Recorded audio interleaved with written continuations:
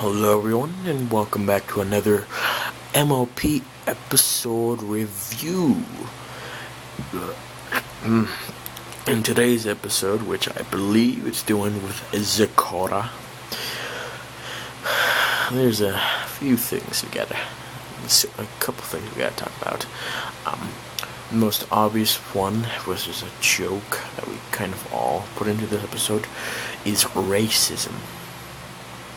The whole thing about zebras being blacks and we are afraid of blacks and we discard them. That whole ordeal. So, I've got a problem with that. I'm not big for racism, though it is a human trait to judge a person by their nationality and stuff like that. It's just how we are. Stupid and cruel.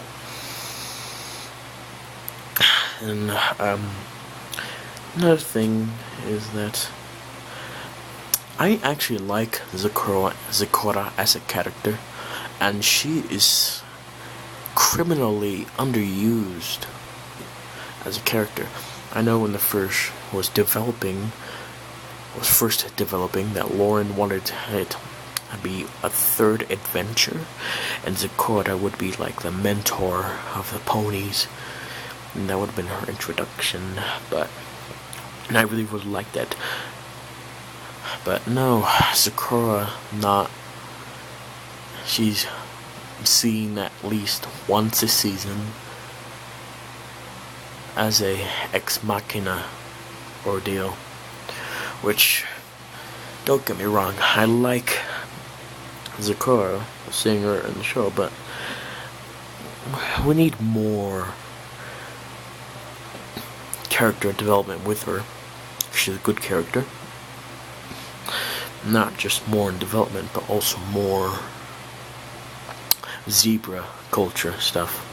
Like, we need to dive into the zebra lands and find out about her national culture.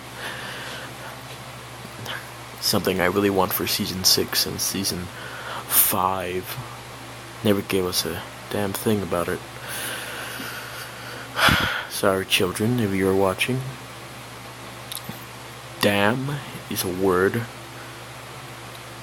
which I'm gonna use a lot more often.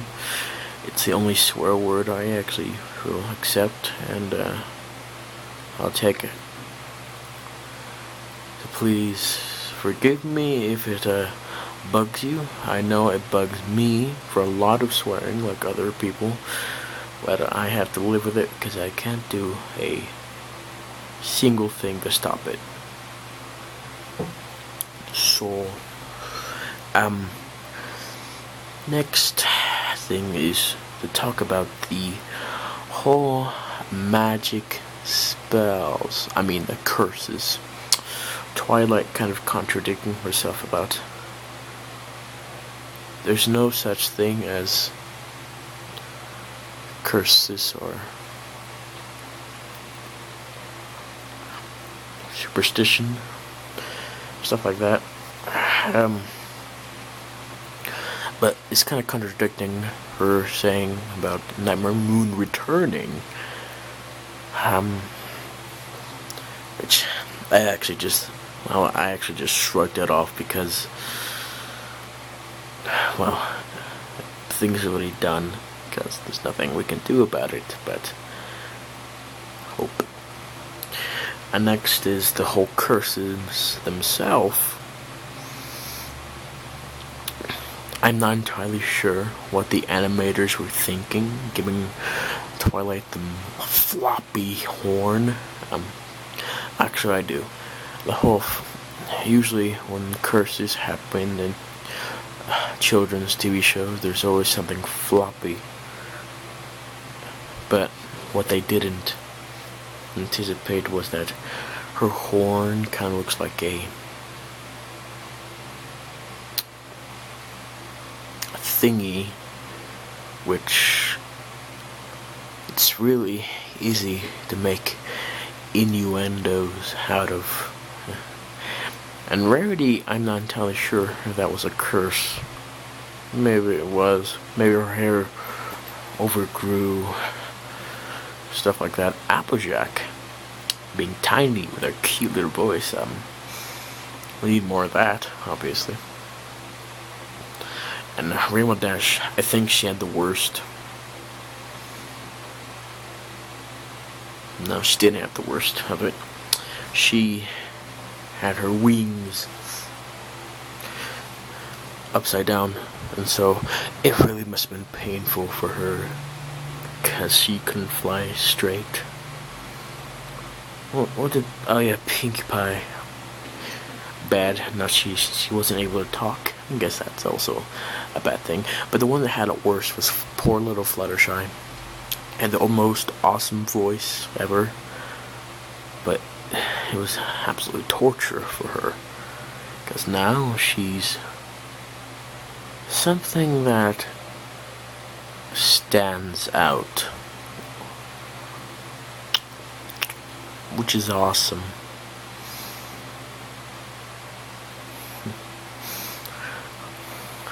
Is there much to say about this episode?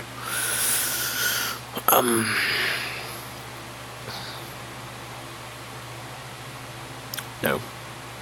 Except Apple Bloom doesn't follow the rules.